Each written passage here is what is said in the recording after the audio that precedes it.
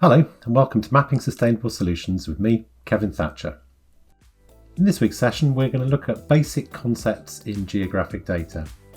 These basic concepts allow us to understand how our data is working and to efficiently be able to produce the types of maps and analyses that we need to. So our learning outcomes for this session are to gain an understanding of how location is defined using a coordinate system. Learn how scale and orientation affect how data is viewed.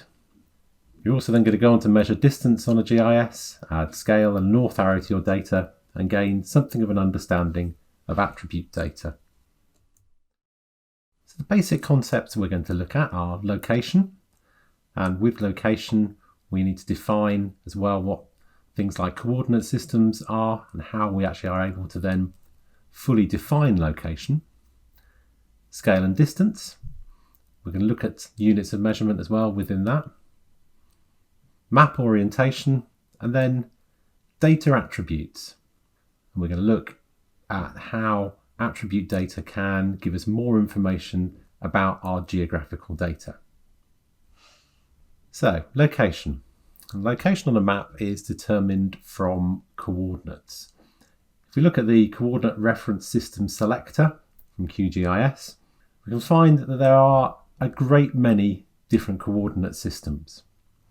Some coordinate systems are designed to work for the entirety of the globe, whereas other ones, the example given on the right is one of them, where they're only designed to work for a relatively small area. So on the right hand side you can see we've selected OSGB 1936 British National Grid, and that's the coordinate system that is used by the Ordnance Survey for all of their mapping, and it works purely for Great Britain, for the area that you can see on the little map on the right hand side. There are though coordinate systems that are for the whole of the Earth's surface, and generally speaking all positions measured as a measurement of the whole Earth's surface are measured in latitude and longitude. So latitude and longitude. Latitude is measured in degrees of a circle from the equator. So we start off at the equator at 0 degrees, and then by the time we reach either the North Pole or the South Pole, you're at 90 degrees north if you're at the North Pole, and 90 degrees south if you're at the South Pole. Each degree divides into 60 minutes. 1 minute of latitude is equal to 1 nautical mile. Longitude is measured in degrees of a circle from the prime meridian, sometimes referred to as the Greenwich meridian. And you can see on the map that we go from 0 to 180 degrees west and 0 to 180 degrees east. So our coordinates for a measurement of the Earth's surface are made up of two things. So we've got our measurement of west and east, and then the measurement of north or south. So your measurement could be something like 1 degree west, 51 degrees north, in that kind of format. Scale is defined as the ratio between a distance on the map and the same distance on the ground. So, to give us an example here, if the distance between 2 points on a map is 100 millimeters, we've actually measured that physically on the map using a ruler, and then if the actual measured distance between those points on the ground is 600 meters, then the scale would be 1 to 6,000. Now on a conventional paper map, our scale is fixed. You can't really alter how the scale works or zoom in or anything like that. However, on a digital map, so anything in a GIS or any other form of digital mapping, depending on how far we zoom in or zoom out, that will alter the scale. So all data within a GIS system is scalable rather than being of a fixed scale. This makes it very important to make sure we have something that will give some geographical context to the data. Generally speaking, this is achieved by using a scale bar on the screen. So that will then show us what the scale is, and also B, how far it is between 2 points. Similarly, once you know the scale, you can then measure distance. A distance can be measured on a paper map by measuring the distance between 2 points and then multiplying it by the scale. So if we take a map that is 1 to 10,000 scale, and the distance we measure is 1 centimetre, we can then multiply that up and it will be 10,000 centimetres will be the distance between the 2 points. Now, if we're using a GIS, we can do essentially the same. However, the calculations are done for us, and we can do it using a ruler tool. This is the ruler tool in QGIS, you can see there. That's measuring the distance across the Atlantic, and that's measured in degrees.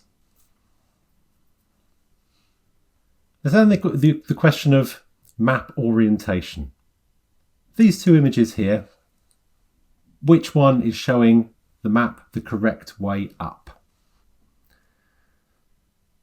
Simple answer is that there isn't necessarily a correct answer. The maps can be orientated in any way that we need them to in order to be able to be used for the purpose they're designed for, or to show a particular piece of geographic data to its best effect. However, there are some general rules. So the usual convention for maps is they are north up. So towards the top of the page, you would have the northern point of the map. Now that may not necessarily always be the best way to arrange a map. And so usually we have to include a north arrow just so that we can be certain that we know which way north actually is on the map. It also raises a question of how we measure where north is, because there is a difference between the geographic North Pole and the magnetic North Pole, and that can mean that there can be some confusion as to which north we're actually pointing towards. In maps and geographical data, we tend to just use the geographical North Pole. Attribute data. Now, attribute data is data that is joined to geospatial features, and that is in the database that sits underneath all of the GIS systems. You can see an example here from QGIS where it's showing us some of the countries of the world from the country data that I was using earlier. They all have an individual entry in that database, and there is then a whole series of additional columns of data within that give us more information about that particular geospatial feature. And so while geospatial information tells us where something is, attribute data gives us more information about what it is. So in this case, what we're looking at are basic things like the name of the country. And there could be other information as well that we could then add into that. When we start to look at things like thematic mapping, attribute data can also then be used as a way of classifying the geospatial features, and then we can alter the appearance so that, say, all countries that have a name that begins with the letter K, we could put in one colour. All the ones with a name that begins with L could all be in another colour, and so on. Or similarly, if you've got information, say, on population, we could use the population data to again do a colour-based scale to allow us to be able to visually represent that attribute data. Okay, so reviewing our learning outcomes for this first part of today's session, you're going to gain an understanding of how location is defined. We've looked at coordinate systems, talked about latitude and longitude, and how latitude and longitude are measured in degrees of a circle around the Earth's surface. We talked a little about scale and how you can best display scale information, and we'll look at that in more detail when we're using QGIS. And we talked about orientation and the need for a north arrow.